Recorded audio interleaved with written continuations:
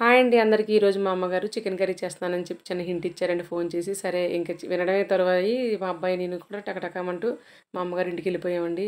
అక్కడ అమ్మ already onions, chilli ఇవన్నీ కూడా రెడీ చేసి పెట్టేసిందండి. ఆయిల్ ఎక్కువ వేస్తారు చికెన్ కర్రీ అనేసరికి మసాలా దినుసులన్నీ కూడా రెడీ చేసేసుకుని అల్లం వెల్లుల్లి పేస్ట్ కూడా వేసేసారండి. ఉల్లిపాయలు కొంచెం దూరగా వేగగానే యాజ్ యూజువల్ అందరి అమ్మలానే మా అమ్మ కూడా వంట బాగా చేస్తుందండి. అందరూ ఒక్కొక్క స్టైల్‌లో చేస్తూ ఉంటారు వంటలు. ఎవరికి వంటలు రావని కాదు కానీ ఒక్కొక్కరికి ఒక్కో స్టైల్ ఉంటుంది. అలాగే ఒక్కొక్క టేస్ట్ వస్తుందనమాట అండి. సో, చక్కగా వేగనిచ్చేసారండి. అలాగే ఆల్రెడీ మ్యాగ్నేట్ చేసి పెట్టుకున్నటువంటి చికెన్ కర్రీని కూడా మా అమ్మగారు వేసేసారు.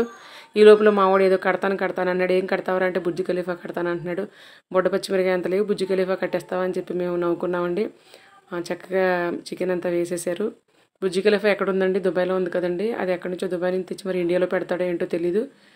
పెద్దదిగా చూడాలండి. చికెన్ కర్రీ బాగా మగ్గించేసారండి. బాగా మిక్స్ చేసి వాటర్ అంతా బయటకు వచ్చేసేలాగా ఒక 10 to 5 minutes మూత పెట్టేసి మగ్గించారు.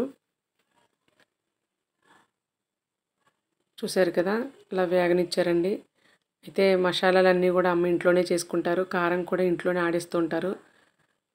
రెడ్ కలర్లో ఉంది కదా అని చెప్పేసి బయట కారం అనుకోకండి. ఇంట్లోనే రెడ్ చిల్లీ కొనేసి సమ్మర్లో బాగా అవన్నీ కూడా ఆడించి పెట్టుకుంటారు. సాల్ట్ యాడ్ చేశారు, కొద్దిగా గరం మసాలా యాడ్ చేశారు, 2 టీ స్పూన్ల కారాన్ని కూడా యాడ్ చేశారు. కారం బాగా మగ్గిన తర్వాతే వాటర్ పోయాలని చెప్తూ ఉంటారండి. కారం వేసిన వెంటనే మనం కర్రీలో వాటర్ వేయకూడదు, పచ్చివాసన వస్తుందని చెప్తారండి. ఒక 5 minutes బాగా మగ్గిన తర్వాతే వాటర్ వేయాలి. అమ్మకు అన్నిటికంటే కూడా కిచెన్లో ఉండడమే బాగా ఇష్టం. అంటే వంటలు చేయడం బాగా ఇష్టం. యూట్యూబ్ స్టార్ట్ చేయకముందు కూడా వీడియో తీ అనేవారు. సో, ఈ రకంగా మా అమ్మగారి కోరిక తీరింది. ఇవే కదండి, చాలా వంటలు పెడతాను. వెజ్, నాన్ వెజ్ కూడా చాలా రుచికరంగా చేస్తారు. బాగా మగ్గిన తర్వాత వాటర్ యాడ్ చేసేసారు. మాకైతే నోరు ఊరిపోతుంది. మా అబ్బాయి నేను రెడీగా ఉన్నాం. అవతల వైపు చారు కూడా రెడీ చేశారు.